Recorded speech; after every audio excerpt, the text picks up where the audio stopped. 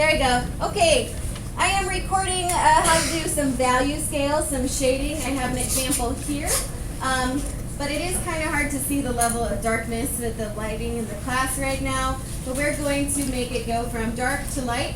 So I wanted to show you guys some drawing techniques for that. When I am drawing here, let me zoom in.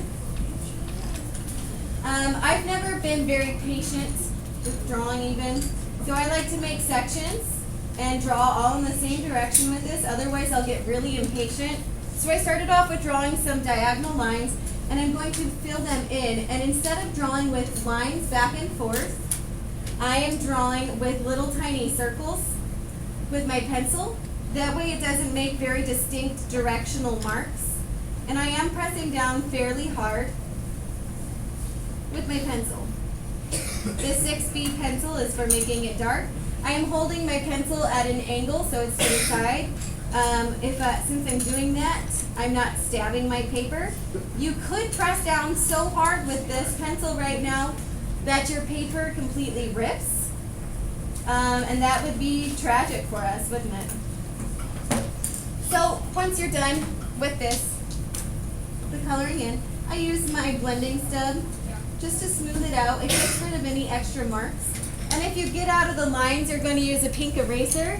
I recommend the pink eraser just because they're really solid, and using your erasers that are on your pencils, like your mechanical pencils, they'll ruin it. Okay, so that's my 10. Now I need to make it a little bit lighter. Again, I'm going to make some sections to help me focus. If you're drawing out of the lines, that's okay, as long as you go back later and fix it up. So I saw a couple people drawing out of the lines. So I have to be able to compare, and I'm going to go back and forth a lot on this. So if you bring your project right up to me and you're like, I'm done. I'm like, well, your 8 looks light or looks darker than your 10. You know, you got to fix that up. We got to change things a little bit. So I usually go over it at least once and then give it another round of shading. Then I go back with my blending stub. Again, it's turning it on its side, because using the points is really just for some fine little tiny details. You'll see if I draw it on the side, it makes little smoky marks. So it has to be a little bit different than the first one. And if it's not, you can take an eraser and try to lighten it up, and then I would even out the shading with my blending stub. So I removed some of the graphite, and now I'm putting it back on using my blending stub. I could go over it again with my eraser. I'm sorry, my pencil. Okay, so then, that was my 9 section. I'd continue to go down to 8. You can make straight lines, that's fine, but I'm still drawing with my pencil really far over tilted, so I'm not making a big dent in my paper, scratching it up. Then I'm going to cross over in the opposite direction, so in a way I'm doing cross hatching, but it's really fuzzy. And I would press down even lighter with my 7. And at probably 5, I'm going to switch to my 2B pencil. Later I'll go back over this and smooth it out.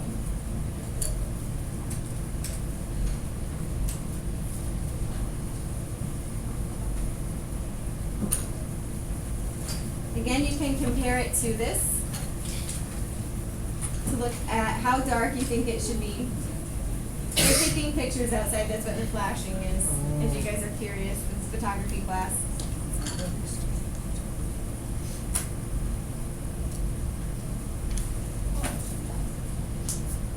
To get a perfect score on this, I would want you to go back and clean it up, and I don't want to see a lot of directional drawing.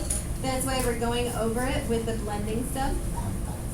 Right now my 6 and 7 look pretty similar, so I might need to make my 7 a little bit darker. And then if my 7 and 8 look similar, I'm going to have to make my 8 look darker, etc. Keep on pushing it back and forth.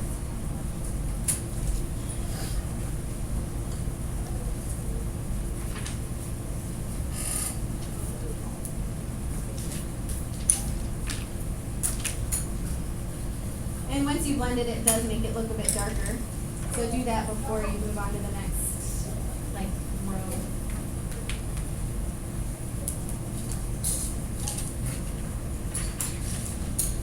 What the blending stub does is it moves all the graphite around on the paper. So you can smear it with your finger and stuff, but smearing it with the paper makes it less greasy. All right, I'm going to switch over to my 2B pencil, and I'm pressing down, so I'm trying to make it lighter than 6. Pressing down lightly. It's okay if you go out of the lines. Oops, I'm not even showing you that. And then I usually erase that later. It's a lot easier, honestly. And then I'm making my lines even softer. So at 4, it should be really faint. So we're going to keep this with us as we're working on our projects. If you need to go back and refer to it later, I'll let you get it out. I'm going to save these so that you can compare it to your drawing, and I'll be like, you don't have any level like 7 shading. You need to add some more level 7. Again, it's going to be really hard to see the difference between these two sections on my projector because it's not able to capture all the light. Or all the light's making it not capture it. There we go, that makes more sense. I'm very, very seldomly using anything on 2. And 1 will just have a little bit of shading. You wouldn't leave it blank, even though some of my copies kind of look like it's blank, just because 0 is blank. So now I'm going to blend it on the side with my blending stub into the next section too.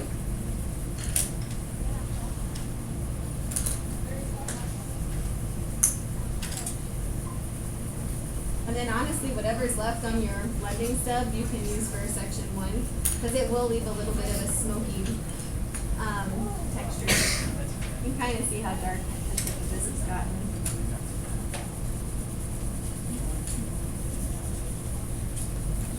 And then I'm going to go along the sides and clean this area up, but where did I throw my eraser at? I don't even know. Seriously. Oh, it fell down.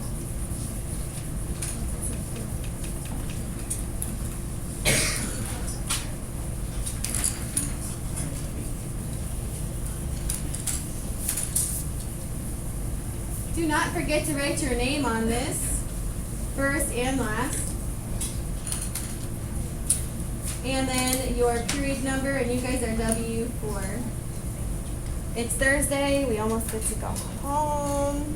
You guys have 10, 15, 20 minutes left of class. I'm going to stop this section here so that I can come around and check out your projects.